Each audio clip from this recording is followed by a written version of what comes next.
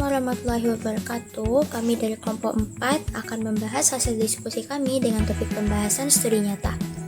Sebelum membahas lebih lanjut, perkenalkan nama saya Suci Nazifah dengan NPM 250411100064. Saya dan teman-teman saya sedang mengambil mata kuliah pengantar rekayasa desain yang diampu oleh Bapak Elizar. Assalamualaikum warahmatullahi wabarakatuh. Nama saya Tasani Maizan dengan NPM 25041110110031. Perkenalkan, nama saya Naura Atira dengan NIM 25041110110025.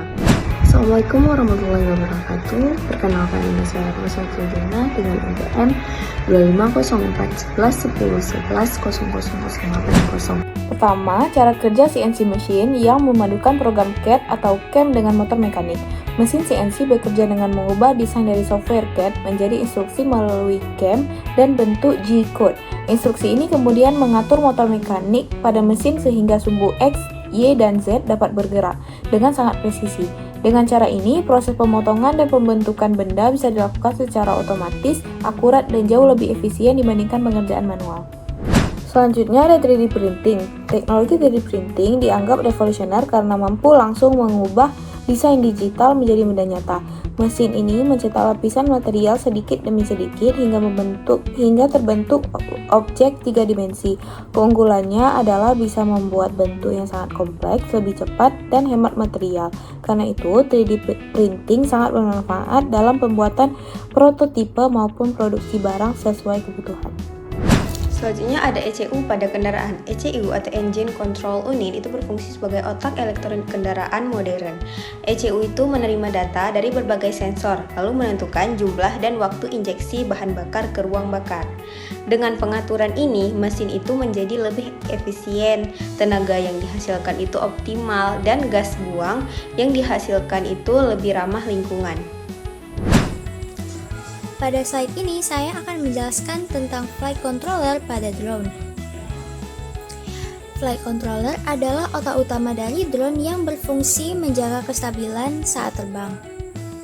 Komponen ini bekerja dengan membaca data dari berbagai sensor, seperti gyroscope, accelerometer, GPS, dan barometer. Dari data tersebut, flight controller akan mengatur kecepatan putaran motor agar drone tetap seimbang. Dengan begitu, meskipun ada angin atau guncangan udara, drone itu masih bisa terbang stabil sesuai perintah kita. Selanjutnya, pada slide ini kita membahas penggunaan kecerdasan buatan dalam monitoring turbin.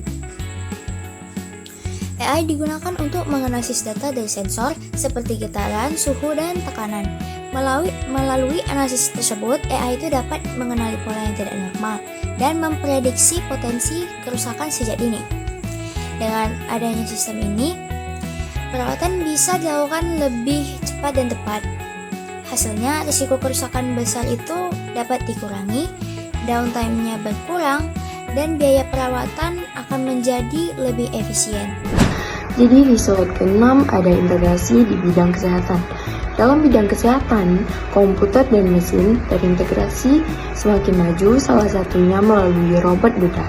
Robot ini membantu dokter melakukan operasi dengan gerakan yang lebih presisi dan minim resiko. Selain itu, ada juga pemanfaatan AI dan AR atau VR untuk membantu dokter saat operasi serta penggunaan 3D printing untuk mencetak organ buatan.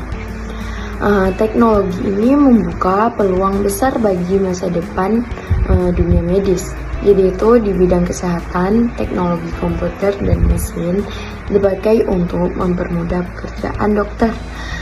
Contohnya tuh ada robot bedah yang bisa membantu operasi lebih presisi dan aman.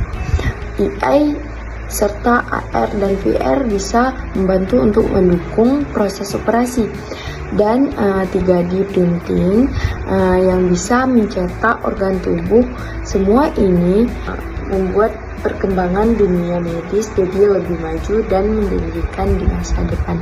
Sekian dari saya, terima kasih. Selanjutnya ada kesimpulan. Kesimpulannya adalah integrasi komputer dan mesin itu telah membawa perubahan besar di berbagai bidang, dari manufaktur dengan CNC dan 3D printing, transportasi dengan ECU, penerbangan drone dengan flight controller, hingga monitoring turbin dengan AI, dan pemanfaatannya tuh di bidang kesehatan. Semua teknologi ini itu tuh menunjukkan bahwa peran komputer itu bukan hanya sebagai alat hitung, tetapi juga sebagai pengendali cerdas yang meningkatkan efisiensi, presisi, dan membuka inovasi baru di masa depan. Sekian dari kelompok kami. Semoga presentasi yang kami sampaikan ini berguna bagi semua orang. Jika ada salah kata, mohon maaf. Assalamualaikum warahmatullahi wabarakatuh.